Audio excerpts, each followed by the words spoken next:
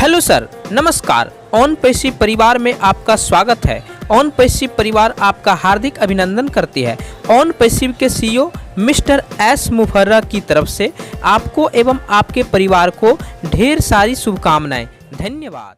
यदि आप on passive के फाउंडर हैं या ऑन पैसिव के सदस्य आप बनना चाह रहे हैं तो आपको ज़रूर इनकम टैक्स से संबंधित बातें जाननी चाहिए, क्योंकि इनकम टैक्स आगे चल कर के आपको काम आने वाला है। क्या काम आना है सब कुछ मैं बताऊंगा। तो कितना रुपया का इनकम होगा जो कि आपको इंडिया में इनकम टैक्स भरना होगा, आइए हम जानते हैं। तो इनकम टैक्स स्लैब्स के बारे में हम आपको बताएंगे कि 2,50,000 अगर यदि एक साल में आपके पास इनकम आता है तो नील आपको कुछ भी रुपया इनकम टैक्स नहीं जमा करना है। परंतु 2,50,000 से अधिक 5 लाख तक सालाना एक साल में इनकम आता है तो 5% आपको इनकम टैक्स देना होगा।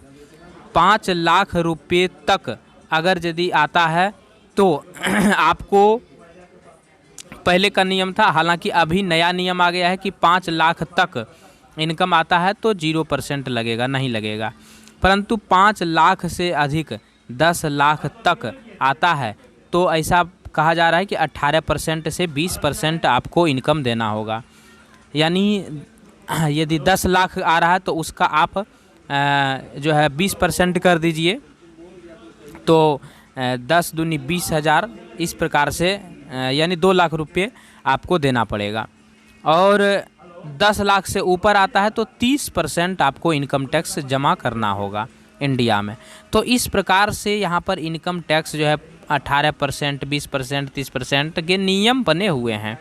हालांकि हम लोग तो 18% ही जानते हैं कि हम लोग 9% राज्य सरकार को इनकम देते हैं और 9% भारत सरकार को, टोटल कुल मिलाकर के 18% का इनकम देते हैं। तो आइए आगे हम आपको बताते हैं कि अगर यदि इनकम टैक्स से मतलब बचत कहाँ कहाँ आप कर सकते हैं।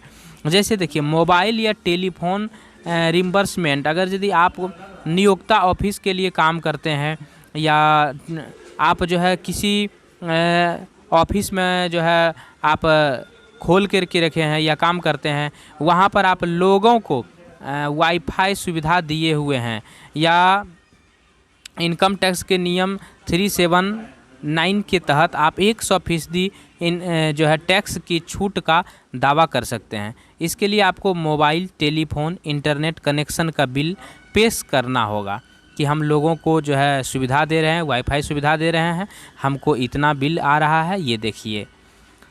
नेक्स्ट आता है लीव ट्रैवल अलाउंस। अगर यदि आपके पास कोई कंपनी इत्यादि है या आपके अंडर में एम्प्लॉई जो है काम करते हैं तो उसको LTA इसको बोलते हैं, लीव ट्रैवल अलाउंस, LTA इसको कहते हैं। LTA के अंतर्गत आप वहाँ पर इनकम टैक्स पर थोड़ा दावा कर सकते हैं, परंतु जो लीव पर, छुट्टी पर जाते हैं तो उसको वहाँ पर दर्शाना पड़ता है। उसके लिए आपको यात्रा खर्च की रसीद लेना पड़ेगा। जो आपके एम्प्लॉय गए हैं उनसे यात्रा खर्च की रसीद ले सकते हैं।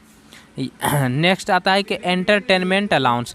यह अलाउंस केवल सरकारी एम्प्लॉई को दिया जाता है। इनकम टैक्स कानून के सेक्शन 16(2) के तहत 5,000 रुपये सैलरी का 5वां हिस्सा या वास्तविक एंटरटेनमेंट खर्च में से जो भी सबसे कम हो उस पर यह टैक्स छूट मिलती है।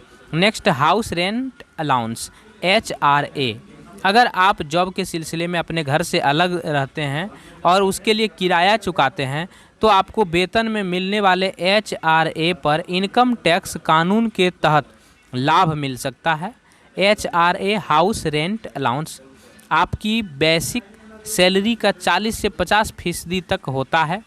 तो इनकम टैक्स कानून के सेक्शन 10(13)A के तहत आपको HRA पर छूट मिलती है। HRA पर इनकम टैक्स में छूट सैलरी का 40%, किराए में सैलरी का 10% घटाकर इसमें से जो भी कम होता है उस पर मिलती है। नेक्स्ट आता है कि बच्चों की पढ़ाई का अलाउंस। अगर आपका बच्चा नियोक्ता यह बच्चे की पढ़ाई का अलाउंस दे रहा है तो आप आयकर में 100 रुपये प्रति महीने की छूट ले सकते हैं।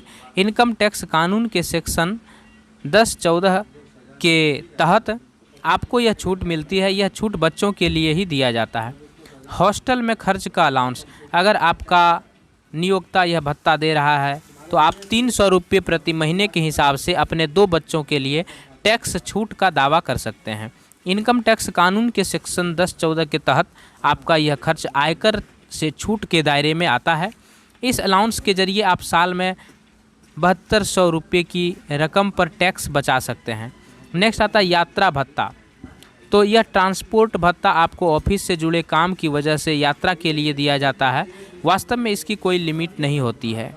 तो इस प्रकार के कई सारे या इसके उपाय हैं।